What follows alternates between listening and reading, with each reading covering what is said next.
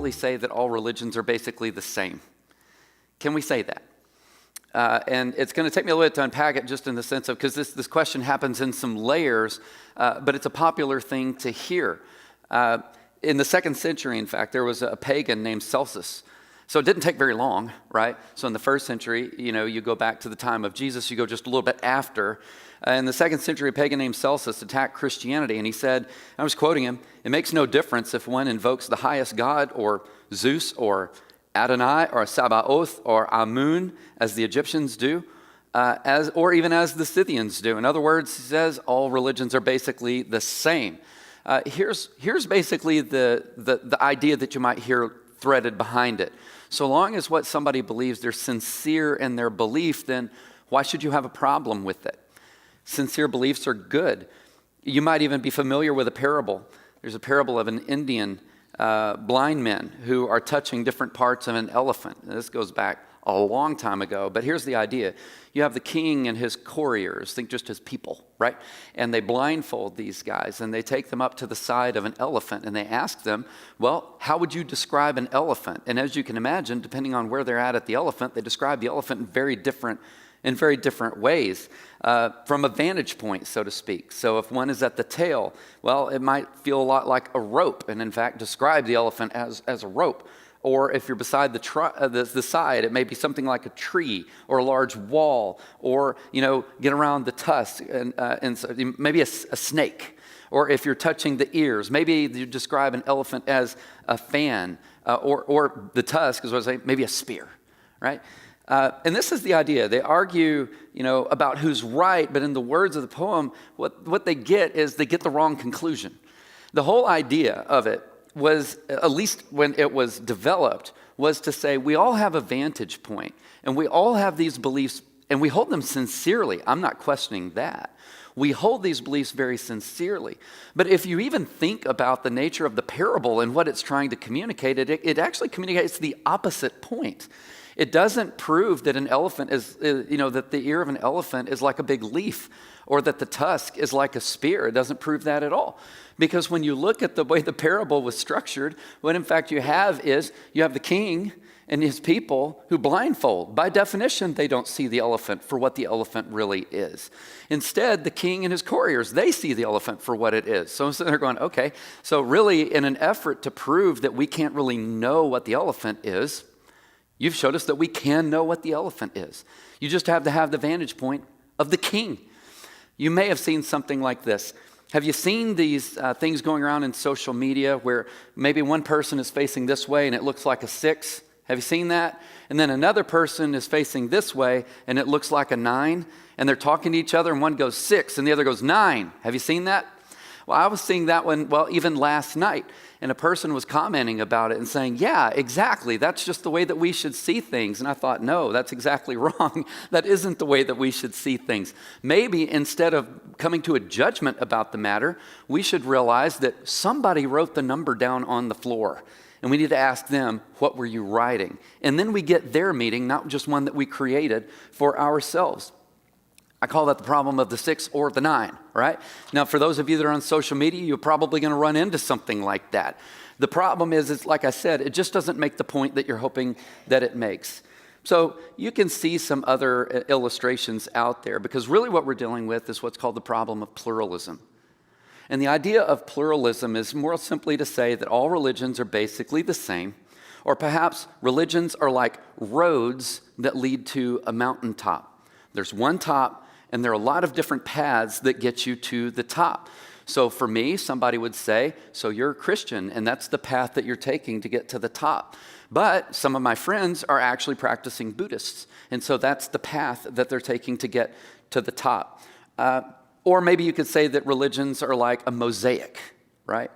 You get the idea, in which a numbering of different beliefs make up a complete and beautiful pattern about the nature of God and ultimate reality. This is what we're talking about when we talk about the problem of pluralism. Now, I want to be even more clear.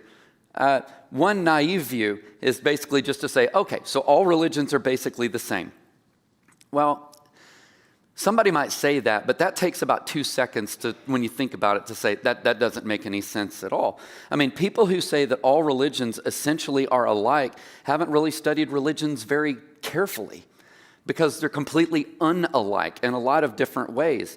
Let me give you an idea. I don't know how many of you have heard of Christian Science. And let me be clear, that's different than Christianity. But Christian Science denies the reality of evil. Evil doesn't even exist. Sickness, this is an illusion. Sin, sickness, and death. They don't buy it, but an Orthodox Christian is going to acknowledge that that's just a part of the fallen world that we live in. These things are real. So it can't be both ways. We contradict each other. A Muslim. I have Muslim friends. They'll deny that Jesus died on the cross. If you look at the 4th surah in the Quran, that's exactly what it says. And basically it says he swooned, which more or less is just a way of saying Jesus passed out and maybe somebody else took his place on the cross.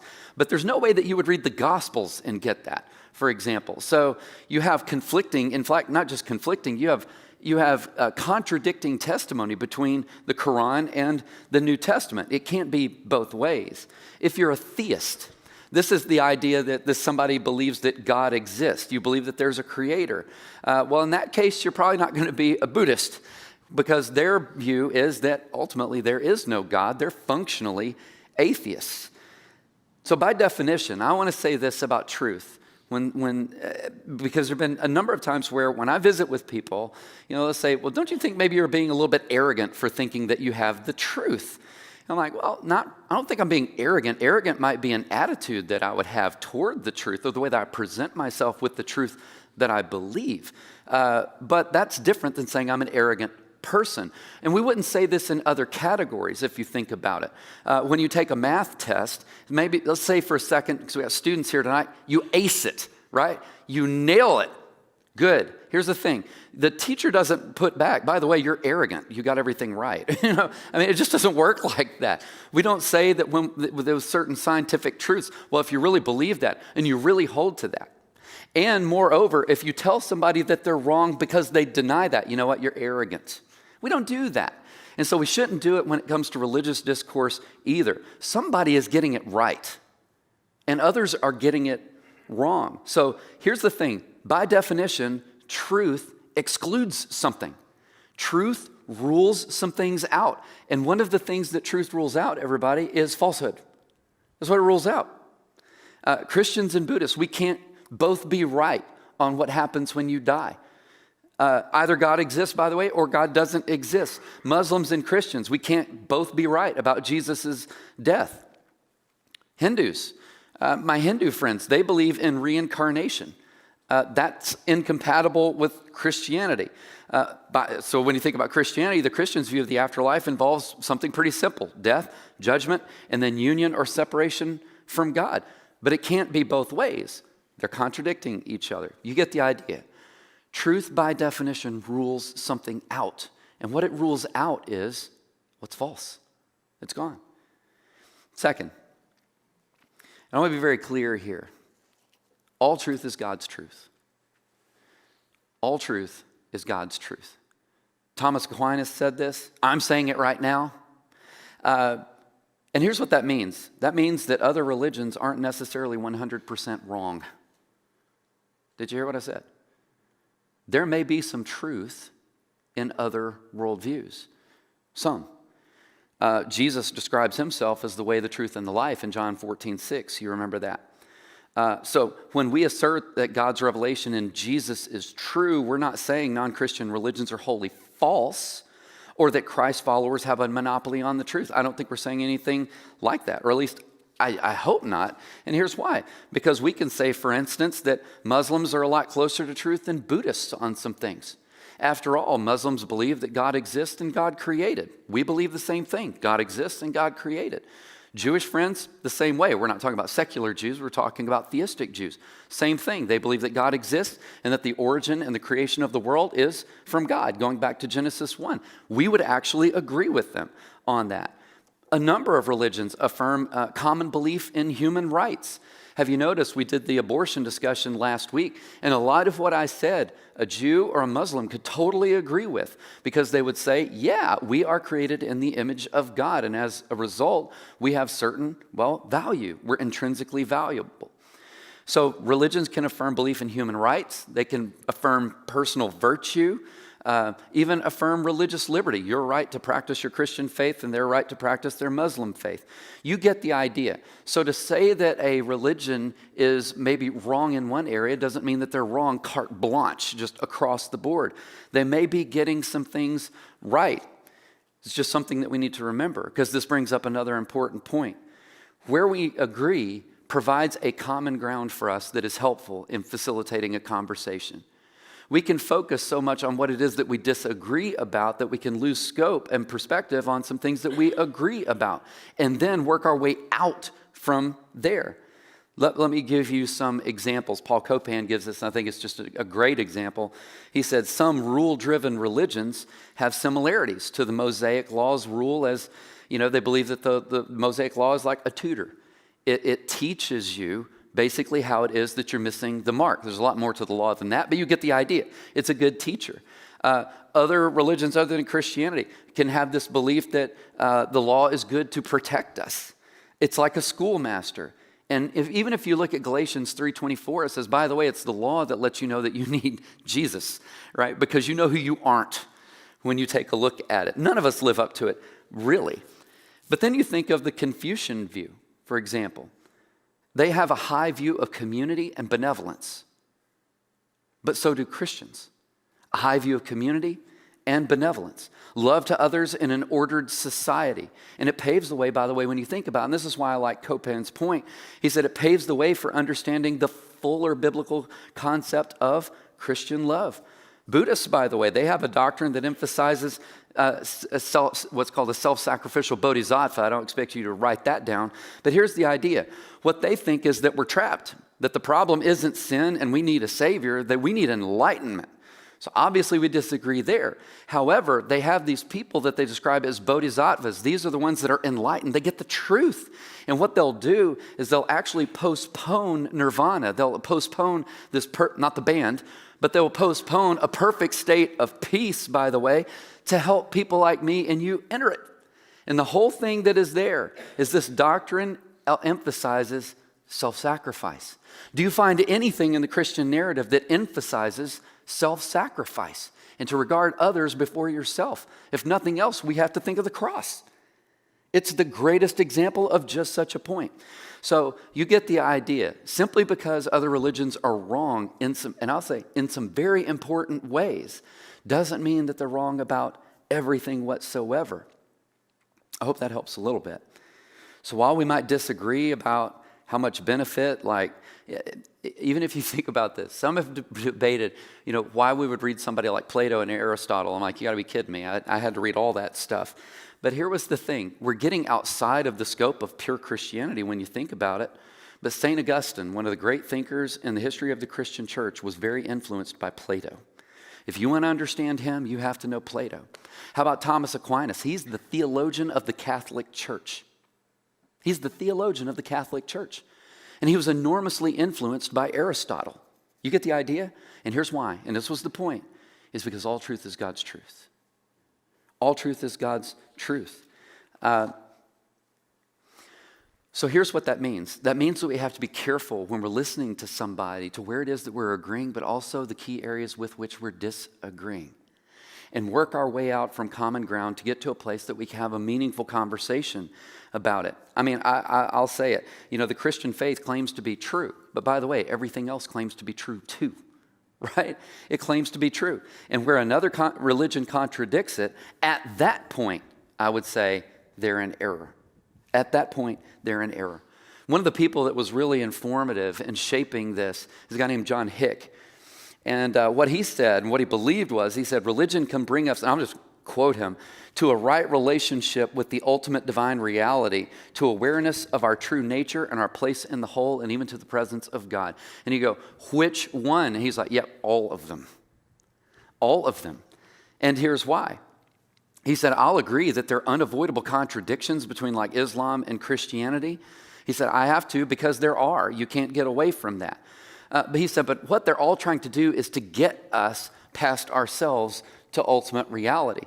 And if a religion does that, then it's done its job, whether it's Muslim or Christian or otherwise.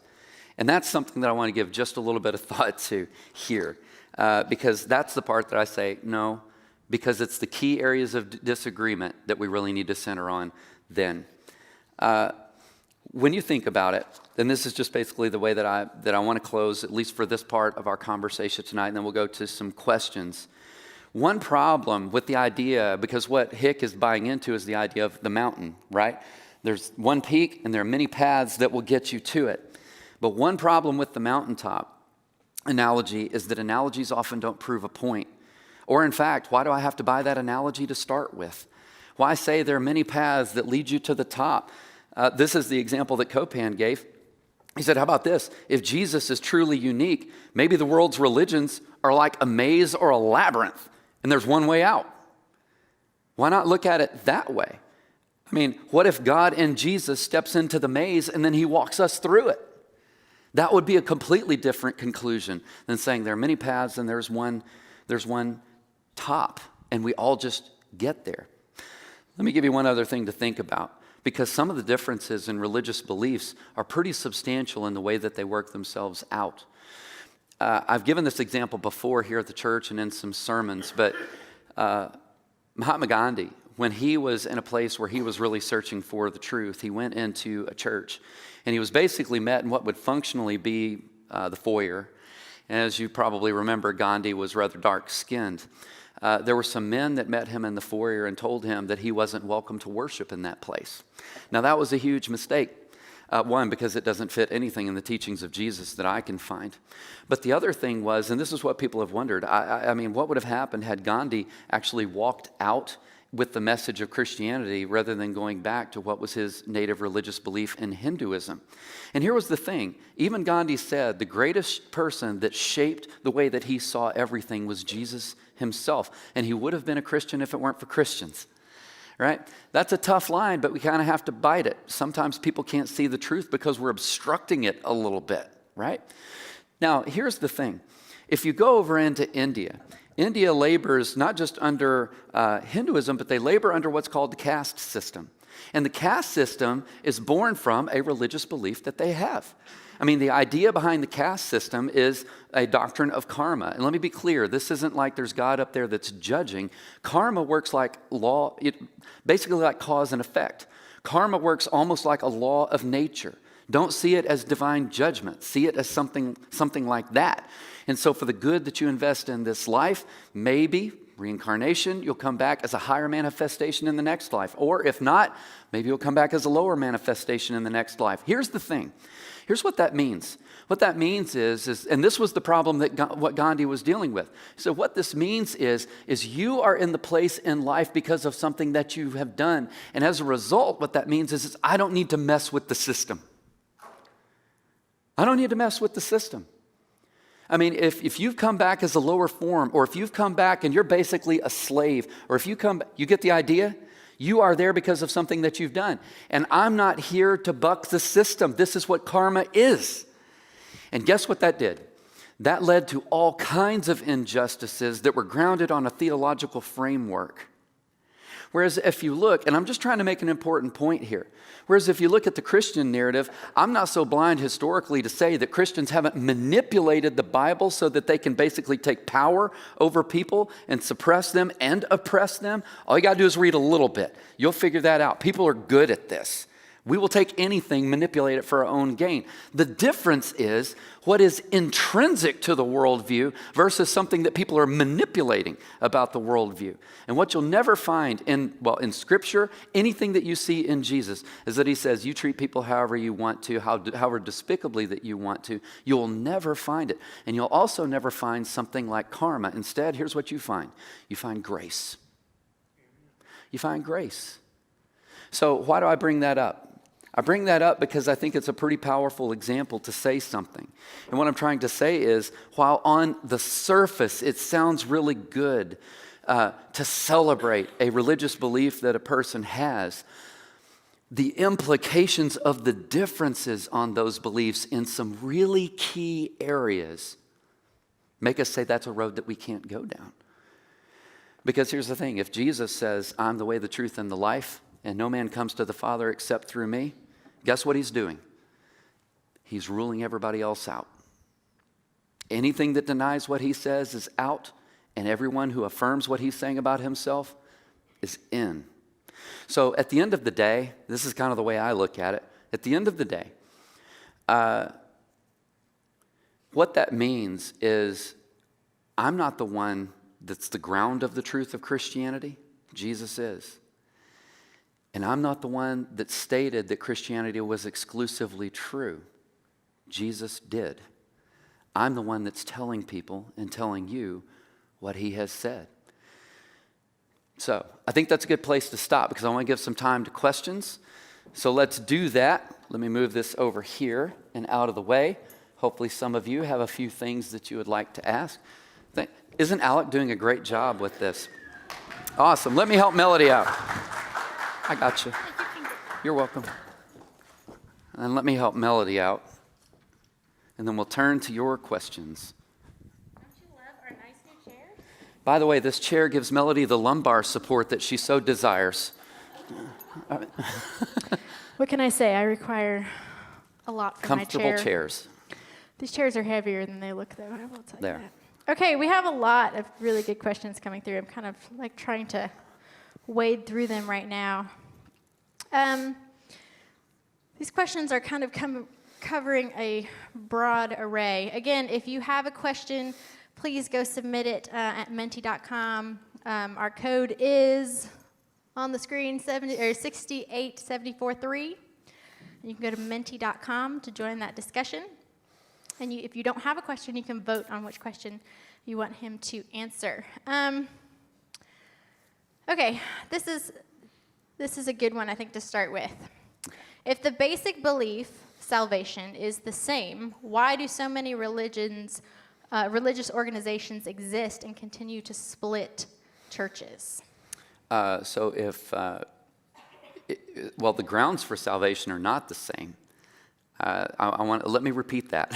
The grounds for salvation are not the same. This is interesting because if you look at that's why I was bringing up Buddhism, for example. The whole idea is that to exist is to suffer, right? And so if you want to break this cycle of birth and suffering and death, then you have to come to that understanding. So what's the afterlife like? In Orthodox Buddhism, it's non-existence. It's basically to be subsumed into a void. You can't get more opposite than that to Christianity that would affirm your continued personal existence. By the way, heaven, it's here, it's just not yet. If you read the Bible, this place is restored, right? You'll continue to be a person, a human person with a body, by the way. That's the belief in the resurrection. So I bring that up more or less just to make a simple point. We're contradicting ourselves in a place of key disagreement. If you think of Muslims don't affirm the deity of Jesus. They don't affirm the death of Jesus. They don't affirm the resurrection of Jesus. They don't affirm the atoning work of Jesus. That's kind of a key area. So we might have some ethical agreements. We've got some huge salvific disagreements. Now, as far as within Christianity, is there a disagreement? Well, that's why if you look in Ephesians 2, or you can look in Titus, the whole thing is that the foundation of the faith is built on the work of Jesus and not on the work of us, right? What we do is we either accept the gift or we don't. And that's where grace, of course, has a pretty strong play. So is there anything in Christianity, at least in terms of Orthodox Christianity, that says your salvation comes by something that you've ever done? And the answer is, from its root, the answer is no, not at all. Denominational differences are often not based on a question like that. Denominational differences are based on a lot of times other things, like how do you want to govern your local church? Do you want to be autonomous, meaning a self-governing entity? That's kind of the way that Baptists have always always run. We work in partnership with other Baptists, but we're our own church, right? Whereas if you look at Catholics or Catholicism, they're what's called hierarchical. So you have a local church, but it's governed from an entity outside of itself. But notice that's a difference that is largely functional at the end of the day, related to an issue that has nothing to do with salvation at all. So for me, I look at some of the differences in denominations within Christianity. I say, yeah, a lot of those differences aren't what we'd call on primary doctrines. They're on some other issues that are secondary or what you call tertiary, even further down the road. That's a good word, tertiary. It is a good word. Third, like third or worse, right? Lower priority, basically. Okay, this one has a lot of likes. Advocates of pluralism find it hard to believe that all non-Christians go to hell. How can you help facilitate a conversation with a non-believer about other religions and their fate in the afterlife? And this kind of harkens back to what you talked about 2 weeks ago. Yeah. But brings it a little closer to what you talked about today. Right. Yeah, I think at the end of the day, think of Gandhi. Let me use him as an example. It wasn't like Gandhi was unaware of what Jesus was teaching. Gandhi wasn't unaware of what Jesus was saying about himself, right? And so when people look at Gandhi, they go, man, what a moral guy. By the way, he was a moral hit or miss. I mean, just go read some narratives about him, right? And he did some great things. I'm not going to take those things away from him. However, he knew what Jesus was saying about himself, and he walked away from it. And so this is the thing for, I think, of my Muslim friends. I'm saying, okay, do you have any questions about what Jesus is saying about himself? No. So you're rejecting what Jesus is saying about himself and what that means in terms of the decision that you're making. And the answer is yes. They just don't have the same belief. They don't have the same belief that I do. Then you get to the second part of the question, which is, okay, so what are the consequences of that choice? I mean, at the end of it, Jesus says, I'm the way, the truth, and the life, right? There's a path that Christianity is. And here's what that means. What that means is that you can choose any path that you want to. You just don't choose the consequences that come with the path. It doesn't work like that. You don't get to choose whatever you want and then tell Jesus he's obligated to honor things just because you want it to work that way. So to reject, and this is the thing about his work on the cross, to reject his work on the cross is to reject the purpose of his incarnation, right? It's to reject the purpose of the whole thing when you think about it. So that being said, and you can look in Scripture, you know, God at every turn, he gives a prophet, he gives his word, he gives everything to communicate. And then you go, okay. And then he holds us responsible for what it is that he has entrusted to us. So that's the second, kind of in response to the second part, is he takes it. And think of the dignity, by the way, that goes with that. The dignity that God is basically reckoning to us by honoring the choice that we've made, when you think about it. Even if the result is a hard one, he's honoring it. So my job, by the way, is just to make it clear. What is Christianity? What isn't it? And then at that point, hand it over to the person. It's that person's decision to make. Again, a lot of these folks aren't wondering what it is that Christianity is saying. Now, that being said, I'm going to give you a promissory note. I'm going to cash one out for you another night. But there's another question that's embedded in this question. It's about, what about those that don't hear the gospel? I'm not answering that right now. Here's why. I'm going to answer it another night, okay? Because it's a fair question. But that's totally different than like a Gandhi who heard it and just said, I'm going another way.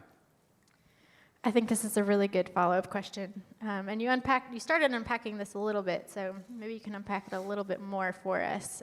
What is enough absolute truth? If Baptist theology is 100% correct, do Jews go to heaven, or Catholics, or Methodists, or, you know? Yeah, yeah. So here's what I would just go with Paul in Romans 10, and I would say, if you believe in your heart and confess with your mouth that Jesus Christ is Lord and that God raised him from the dead, you're saved. Period. That's it. What about some denominational distinctions? If you believe in your heart and confess with your mouth that Jesus Christ is Lord and God raised him from the dead, I'll see you in glory.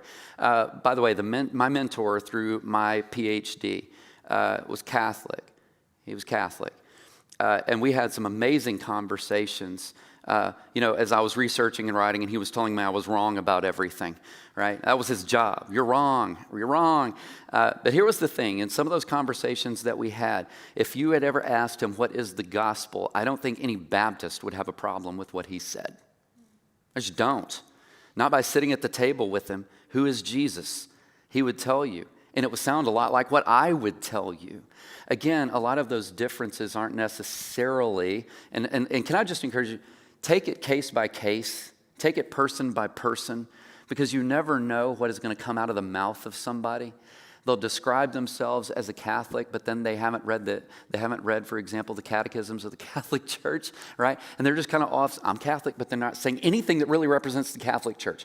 Let me just put that out there for you, right? By the way, Baptists do the same thing. I'm Baptist, and then they say things, you're like, you're what? I don't know what you are. So maybe take it case by case, but I want to focus in on what is the essential thing about Christianity. And I think Romans 10 is sufficient to make the point. If you believe in what? In your heart, confess with your mouth that he is Lord, which means you put yourself under him for all matters of life and belief. What does it say? And God raised him from the dead. You're saved.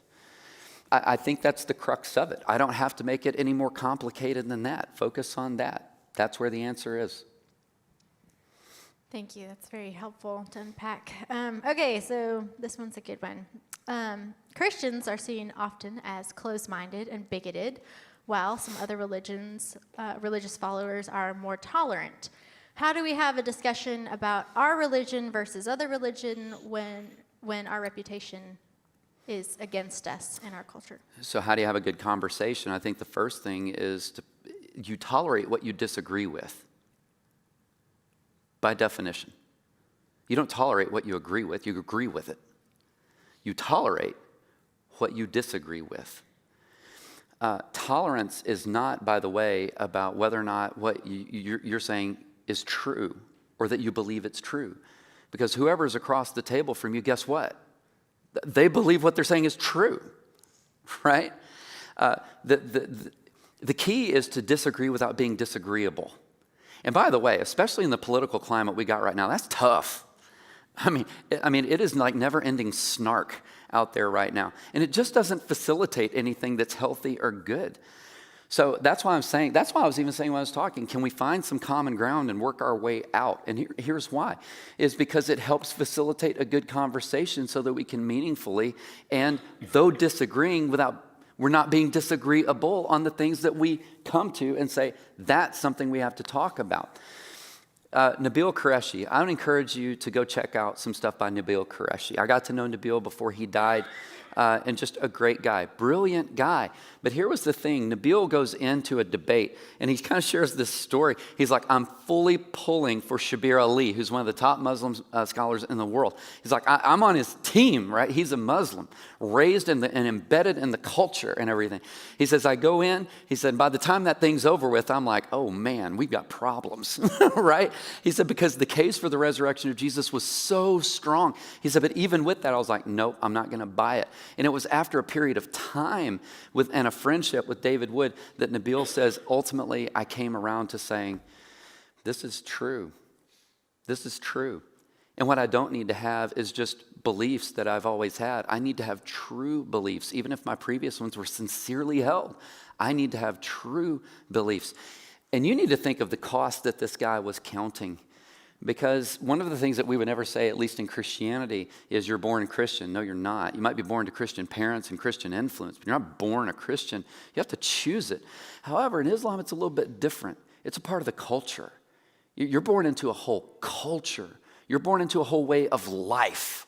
And what that means is to walk to Jesus is to walk away from the whole culture, which means that mom, dad, brother, sister, aunt, uncle, and so forth. And this is why you hear in these Muslim testimonies something like this. If they're not going to try to kill me, they're certainly going to disown me. They're certainly going to disown me.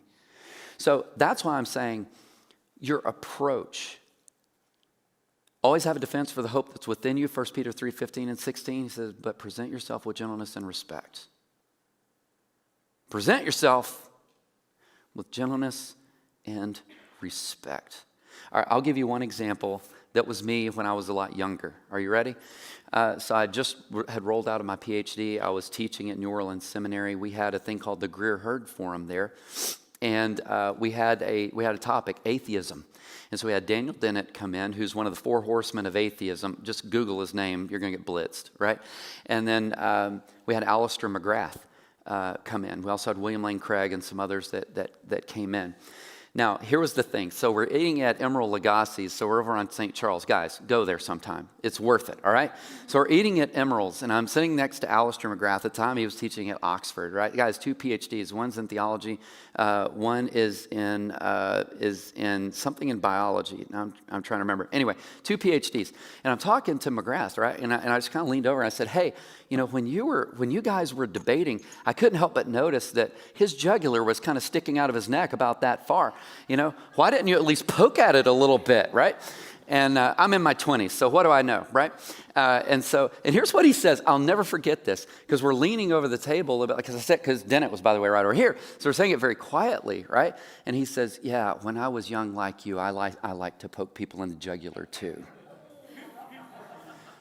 And I was like, okay. Let's eat, right? Now, now here was the thing, and this was McGrath's point, and this was his point. You know, are you there just to wear somebody out? Is that what you're there for? That was his point. Are you there to win? Or are you there for them to know the Lord? And your approach, a lot of times, is the difference. So always have a defense for the hope that's within you. Present yourself with gentleness and respect. Respect. So disagree, but don't be disagreeable. I think we should needlepoint that on a pillow. Yeah. I'm the best bad example to use, by the way, right? You know, I throw myself under the bus. So there you go. That's good. That's really good. So I think we started a few minutes late because of pie and cake. So I think it's perfectly reasonable for us to go a few minutes over, right? Right? Yeah, sure. Okay. Okay, so I think this question is directed at millennials. And as a millennial, I'm interested to hear your response. All my comments will be directed at Melody then. The millennials are the most studied generation of all time, by the way. So we're also the current whipping post, so you know we'll just take it. We'll own it. That's fine. All right. Okay, so what do you say to a generation that says truth isn't worth identifying? And then there's a bonus question. Is that in itself a truth? Okay, so the truth isn't worth identifying. I would point this out. They don't really believe that. They don't really believe that. One of the examples that I gave before is nobody believes that when it comes to medicine. Nobody believes that. Nobody sits there and goes, hey, you know what, today I think I'll take rat poison. You know why? It's because we got some beliefs about rat poison. Instead, you're probably going to be aiming for your antibiotic, right? Nobody believes it, and that's the thing. It's not just that we don't believe it. We don't believe it because we know it's unlivable and inherently unlivable. I would just start with that. You know, practically speaking, how does that work? It doesn't. Nobody would buy that when it comes to, you know, the key discoveries in science. Nobody would. Nobody would do that in math. Nobody would. So we don't need to do it when it comes to God, because here's why. It's one thing to have a belief, and it's a totally different thing to say, my beliefs make God who he is. No, they don't. What you hope is that your beliefs correspond to who God is. They match, so to speak. But that is a totally different thing than to say my beliefs make God up. I mean, how offensive would it be if just to take the question, you know, how about this? What if I were to say, you know what, you actually don't have any personal identity until I tell you who you are? How would that settle with you? My guess is probably not well. So if it's not going to work on the human level, I'm going to suggest it's not going to work on the human divine level. Our beliefs don't make God who he is. So I think that's enough maybe to put that part of the question aside. Can you repeat the second part for me real quick? Just, is that in itself a truth, an absolute truth? Well, with the way that it was framed, I don't think it's a truth, because remember what I was saying, that it's not worth pursuing was really the nature of the question. That really gets to the heart of what is going on, though. At the end of the day, you know what most people are dealing with? They're dealing with a flat indifference. That's what they're dealing with. It's not like most people are walking out there saying, you know, I actually have the argument against the existence of God that disproves his existence. That has not been found, by the way. It's not there. Instead, people just don't care. And that's a totally different thing. So I think the second part of the question, what I will say, is it represents very well a demographic that's one of the fastest growing demographics in our country right now, and that's called the nones. N-O-N-E-S, not the N-U-N-S, by the way, right? The N-O-N-E-S. And so you say, well, what affiliation do you have? What beliefs do you hold? And they go, none. They don't care. They're just going to do life, and they're content to do it. I think the second part of that question represents that belief really well. And here's to what tune. Rasmussen would say that about 35% of our country right now is falling in that category. They don't even care. Now think about that. Think about that. If God exists, I'm just going to say if God exists and he has spoken to the way that our relationship with him is supposed to go, and what happens as a result of walking away from that, I can't think of anything more important to think about than that. It's worth it, even if it's hard. You know what, I say, I don't know God exhaustively. By the way, neither do the angels in heaven. I don't know God exhaustively. But it's totally different to say I don't know God exhaustively and I don't know him accurately. And I can know accurately without knowing every detail about who God is. I can still know God accurately. By the way, I don't know everything about my wife, but I know my wife, right? I don't know her exhaustively, which is a bit of a mystery. But I would say this, I know her accurately. And I think that's another important thing to add in. Well, I think that's a good place for us to stop. Okay. And I think that that's a really good challenge for those of us who would say that we have a relationship with God, that is a challenge for us in order to counteract those who are apathetic and just don't care. We have to care deeply, and we have to care about them deeply and share these things. So I really appreciate you No problem. tying that together for us. Indeed. Well, thank you guys. I appreciate you coming out tonight. We will have a few more of these questions posted online later in the week, as well as we'll show them right before Veritas next week for those of you who aren't able to get online to see them. If tonight was something that encouraged you and you want to support what we have going on at Veritas, there's an offering box over by the door, and we would appreciate any support that you have. And we will see you guys next week. Have a great week. Thank you for coming. Take care. Thank you, guys.